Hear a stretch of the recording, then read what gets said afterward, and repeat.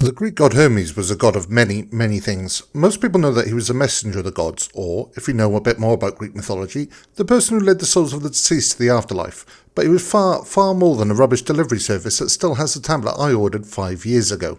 You can keep that, by the way. Consider it my sacrifice to the gods. Whilst other gods had fairly defined remits, for example Dionysus was a god of having a good time, and Zeus was a god of porking anything with a pulse, Hermes was a bit more promiscuous, in terms of what he was worshipped for. No one got as much action as Zeus, apart from possibly Alcibiades. If he were worshipped today, he would be considered the god of many, many things. Here's a list of things that he would be considered god of, but I've added 2 fake ones. See if you can work it out. Answer at the end of the video.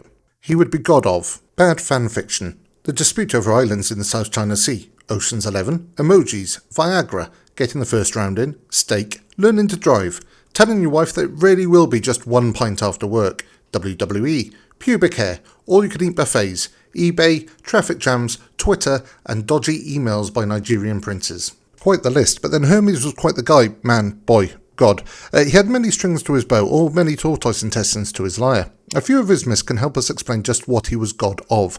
Let's start with his birth myth. He was the son of Zeus, like roughly half of all the gods and demigods. Zeus's child support checks must have been bloody expensive. His mother was Maya, daughter of Atlas. Atlas, if you recall, is the titan of shelves, bookcases and holding things up. Hermes was conceived and born in the space of a single day, something I'm sure many pregnant women are desperate to find out the trick to. He immediately set out to steal the sacred cattle from his brother Apollo. Since Apollo was a god, presumably everything he had was sacred, so I'm just glad Hermes didn't try pinch his sacred wank sock. So he leaves the cave he was born in and finds a tortoise. Deciding there must be a design flaw, he tears out its intestines, uses some sticky tape and turns it into a lyre. I'm pretty sure that killing animals and ripping them open is the first sign of a serial killer, but I digress. While stealing the cattle, he was spotted by a man, and when he tricked the chap into admitting he was probably going to sell the newborn god out, Hermes remembered that snitches get stitches, so turned him into a stone. Apollo turned up at the cave after the cows had been hidden and accused his half-brother Hermes, who pretended that he had never heard of cows. He was just a baby and therefore utterly incapable. Apollo wasn't going to be fooled by a talking baby though. He'd seen Boss Baby and knew what sneaky little buggers they can be, so he took him to see Daddy Zeus. After Zeus and the other gods stopped laughing at Apollo for letting a baby steal from him, Zeus made Hermes give back the cattle. On the way he started playing his newly made lyre and singing. I like to think it was all MacDonald had a farm. Which is where we find out that Hermes was actually playing 12-dimensional chess the whole time, whilst Apollo hadn't even managed to learn the rules to snakes and ladders. Apollo, not realising that old MacDonald had a farm was probably mocking him, fell in love with the music from the lyre and promised Hermes the job of messenger of the gods and his own remit as god of herds if he would just hand the lyre over to him. You see, earlier that day Hermes had promised his mother that they wouldn't be living as cave dwellers, but would instead be residents of Mount Olympus and get all the fame, glory and most importantly, booty that goes with it. So by giving up a tortoise shell and some stretched intestines that he had literally fashioned that morning, he fulfilled his promise within 24 hours, whereas I can't even open my eyes without 5 cups of coffee and a mountain of Pro Plus. What do we learn from this? Aside from never wanting to let Hermes look after my pet tortoise, we see that he's considered the god of thievery, herds, and is an all-round trickster god. Like Loki, but with better PR. On to the next myth, Pandora. I'm pretty sure you know the myth of Pandora's box, but that wasn't the original telling of it by Hesiod. Zeus was angry at mankind, which was just men at the time, and decided to make a woman. Given his later actions of chasing women all over the earth, he rather obviously had ulterior motives for this. The idea was that the woman was to be evil, causing men to turn on each other as they coveted her and to conspire against them. So he got Hermes to teach her how to lie. So Hermes became considered the gods of liars and politicians. Sorry, that's the same thing. Next up we have him as the messenger of the gods. Actually, let's not bother. Hermes turns up as a messenger and as the herald in so many myths that it's pointless going into it. Just trust me on this one, he is considerably better at it than the US Postal Service, which, given current news, is like saying Zeus has slept with more women than Mother Teresa. So instead we have him as god of stuffing yourself silly. Homer, in the Odyssey, has Odysseus repeatedly praying and thanking Hermes in his role as god of feasts and banquets, along with Hestia, goddess of the hearth. He is also the god of dreams and sleep, though he's on a job share with the likes of Hypnos, presumably because he needs help when he has so many duties he wouldn't be able to get any womanizing in without getting some job sharing. This is shown when he was helping Zeus get a booty call with a cow named Io. Zeus had turned one of his victims, lovers, into a cow to hide her from Hera, but Hera had asked him for it, so he just handed Io the cow over, because he treats the women he loves so well. Hera hid the cow away and used a 100-eyed giant named Argos to guard the cow.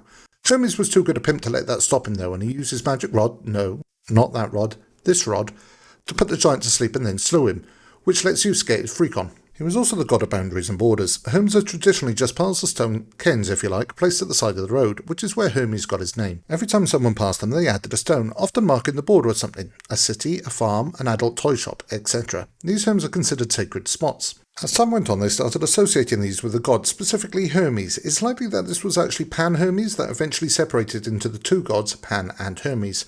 Something the voice in my head is desperate for us both to achieve, and in some myths, Pan is the son of Hermes. So Hermes became the god of borders and travel. Now they were associated with the god, people started carving out heads to go on top of the piles, and because humans are humans, erect phalluses were also made.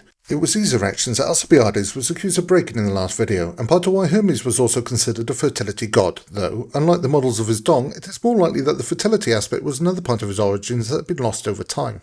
The breaking of borders is also what allows Hermes to be considered a psychopomp, which is a pompous way of saying that he took the souls of the dead to the afterlife, dropping them off with Hera, the ferryman, as part of an OAP outreach program. Homeric tradition has him as the inventor of racing and wrestling. He is often shown to have great speed. It must have been very embarrassing that Apollo beat him in the race at the OG Olympic Games. Which is also why his feast, the Hera, featured wrestling of young boys, no other reason, I'm sure. When combined with his lordship over borders, he was also celebrated as the god of moving from childhood to adulthood, making him the god of those awkward emo teenage years. As Zeus's messenger and herald, he was tasked with giving intelligence to humans, which is why he was also worshipped as a god of intelligence. Insultingly, to me, as I'm 6'3", he gave the same amount of intelligence to everyone, which meant that bigger people had their intelligence diluted, making them dumber than the more intelligent, shorter people. He was also considered a god of language, breaking up the language of mankind from one language into many, and teaching those to the different tribes of men. So blame him if you're failing French or Spanish in school. Plato, in Cratylus, also seems to support this concept of Hermes as a god of language.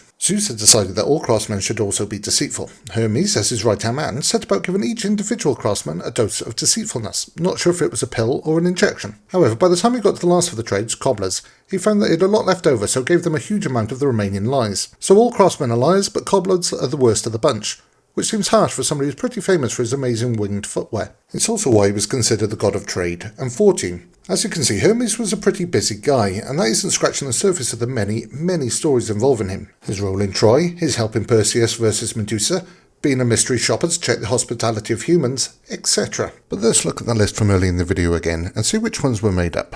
Bad fanfiction, god of language. Dispute over islands in the South China Sea, god of borders. Ocean's 11, god of thieves. Emojis, god of language. Viagra, god of fertility. Getting the first round in, god of hospitality. Steak, god of herds. Learning to drive, god of intelligence and roads. Telling your wife that it really will be just 1 pint after work, god of lies. WWE, god of athletics. Pubic hair, god of borders, specifically from childhood to adulthood. All you can eat buffets, god of feasts. eBay, god of commerce and lies. Traffic jam, god of travel and roads. Twitter, god of messengers and heralds.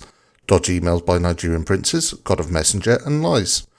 Okay, so I lied. None were made up. What can I say? The god of lies inspired me. Thanks for watching. Please like if you liked, thumb down if you didn't. Subscribe if you'd like to see more videos like this. Last week we covered the fascinating Alcibiades, he of sleeping with Spartan queens, betraying everyone, and all-round proto-Machiavelli. Next week we will take a look at what in the pompous hell psychopomps like Hermes are in various ancient mythologies. As ever, I'm Tripper, and you've been watching Sort of Learning.